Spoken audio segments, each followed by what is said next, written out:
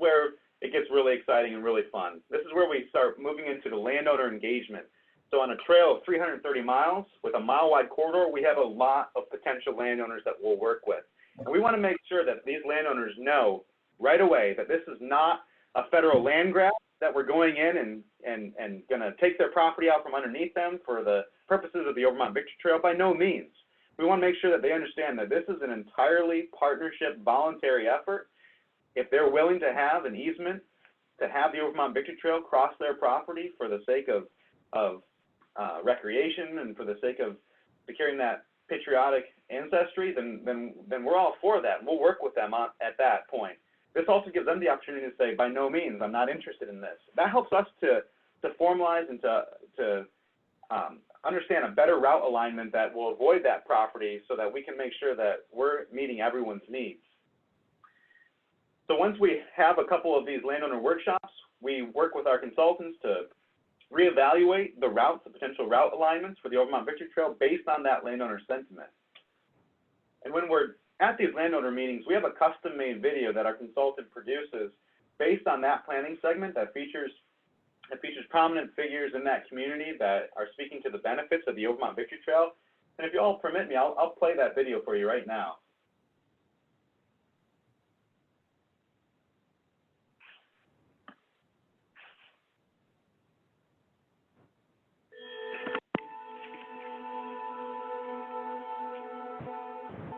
It's an untold story. It's a story that you don't learn about in history books. It's a story that they're not teaching in the classrooms. And yet it is where the American Revolution was won, right here in our backyards. I've thought about this many times. What was it that motivated a man to leave his home and walk for almost 2 weeks in order to chase down a British-led group and then to get my rifle and shoot at them? It took quite a bit of determination on their part, and also, I'm sure, fear of what might happen if they did not take this very dangerous duty, because Ferguson had threatened to come into their country and hang their leaders and to destroy their farms with fire and sword. They were men and families that really settled the back country of what was, at that time, the frontier of the colonies. With the advance of the British and the threats made by Patrick Ferguson, it was not something they were going to sit around and wait to have happen. Those early patriots, they came out of the mountains, ended up at Kings Mountain, and faced possible death in their effort to get rid of the enemy. It resulted in a victory for the Patriot side over Major Patrick Ferguson. It was really the first victory in the Southern campaign that really spirited up the troops and the people of the backcountry to take up arms against the king. Thomas Jefferson himself said that this was a turning point in the final outcome a year later. If it had not been for the victory at Kings Mountain, we very well could be speaking the King's English now instead of good old American. The trail that was used is a significant part of that whole story. We need to preserve it and to make sure that future generations know what happened there 200 and odd years ago. Involving more landowners in our process is of critical importance to the success of the trail. Legislation does not authorize the federal government to come in and take land. Our property, the Furnace Place, has been in use since 1999. To our knowledge, the Furnace Place was the site of an ironworks where munitions were produced. We would like to see it preserved and maintained for the public use. We know that it fits into the historical puzzle for Cherokee County. We're up to 87 miles of certified trail. That's just a very small section. Our goal is to eventually have the 330 miles that these men marched on the ground that people can walk all the way from Abingdon, Virginia, and Wilkesboro all the way down to Kings Mountain National Military Park. If this project is going to happen, that we have a trail connecting Cowpens and Kings Mountain on either side of the county, it's really going to happen because the citizens of the county want to see that happen, and they want to participate in that process. Cherokee County has an abundance of historical and scenic assets. we may be the only county in the country that has 3 national parks within it. And that's something to be cherished. That's something that we should all be very proud of. When the trail was established, it was basically established as a corridor of any property that's within a half a mile either side of what we know is the actual historic trail bed. Well, I would encourage property owners to take a close look at this because of its importance from a standpoint of preserving history as well as scenic preservation. Part of the requirements of becoming a certified section of the Overmountain Victory National Historic Trail is that the owner agrees that that portion of the trail that can be utilized to help tell the story will be undeveloped. Greenways and trails are amenities that help spur economic growth because people want to be in areas where they have easy access to trails. The ability to start the day at one of these parks and go with your family and ride a bike to the other park, that's going to be a unique opportunity in Cherokee County. I think the greatest benefit for an individual is really the legacy that leaves.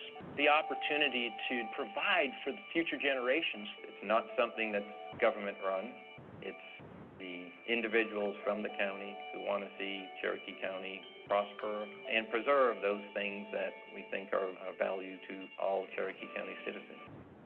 But you know, sometimes it's just not the right thing for a particular landowner, and that's okay. That's why the corridor is a mile wide. It allows opportunities for people to engage or not engage. The bottom line is that we want everybody that's involved in this to come to this of their own will and knowing that this is their thing, to keep this story alive, the story of the Overmountain men.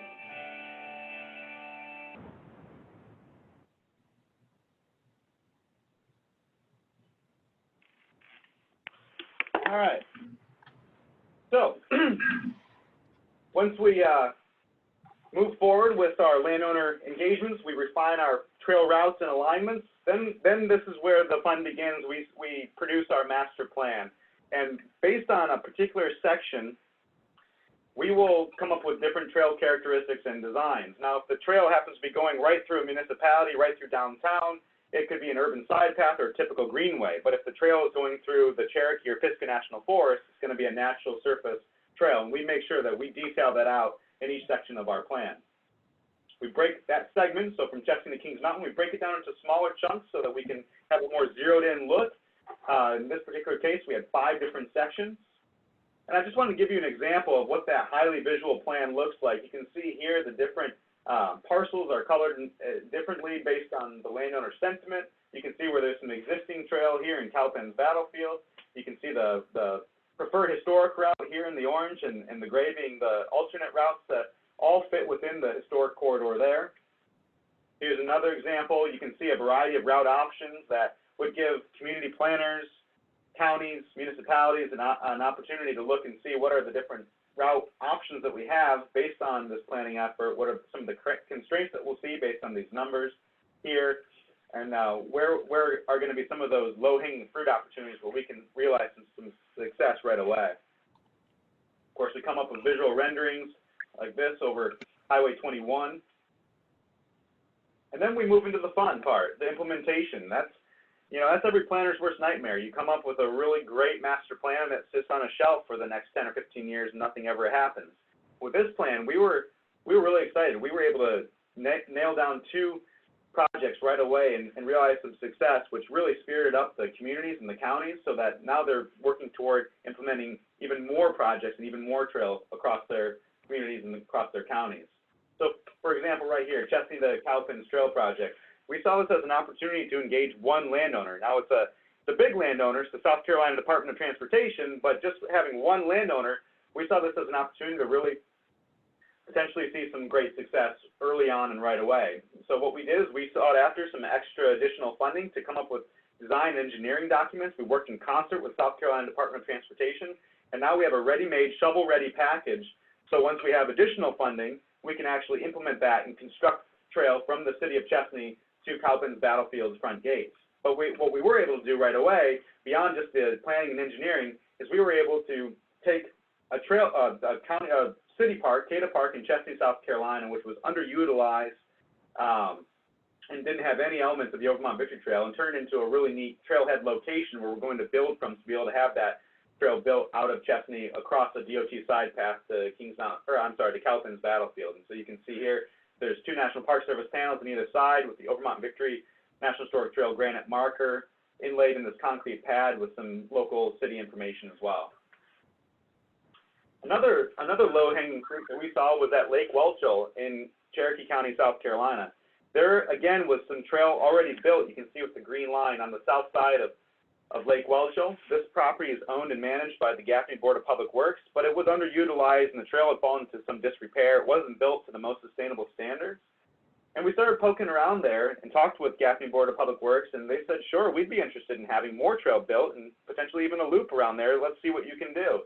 So we started scouting out some trail routes and alignments, and we ended up finding some of the most beautiful trail opportunities that the county certainly has, and probably anywhere within 30 to 40 miles for sure.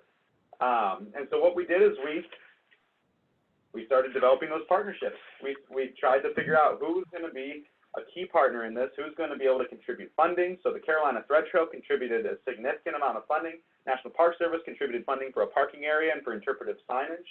Gaffney Board of Public Works, they provided the land. The Overmountain Victory Trail Association provides historical reenactments there. Cherokee County Chamber of Commerce, they did the marketing and so forth so that we could have a really, really great ribbon cutting where we had roughly 100 people show up, and the trail to date still gets a considerable amount of use. You can see here on the left-hand side, that's the trail under construction, and on the right-hand side, that's the trail completed around Lake Welchel, 7.5 miles of Overmountain Victory Trail that sees visitors on a daily basis everywhere from Charlotte to Greenville, South Carolina, because it's open to multi-use, mountain biking, hiking, and so forth as well. So that's a little bit of our experiences on the Overmountain Victory National Historic Trail, a small case study there. Again, my name is Ben Richardson, and I'd be willing to answer any questions either now or maybe at the end, or however Jennifer wants to go.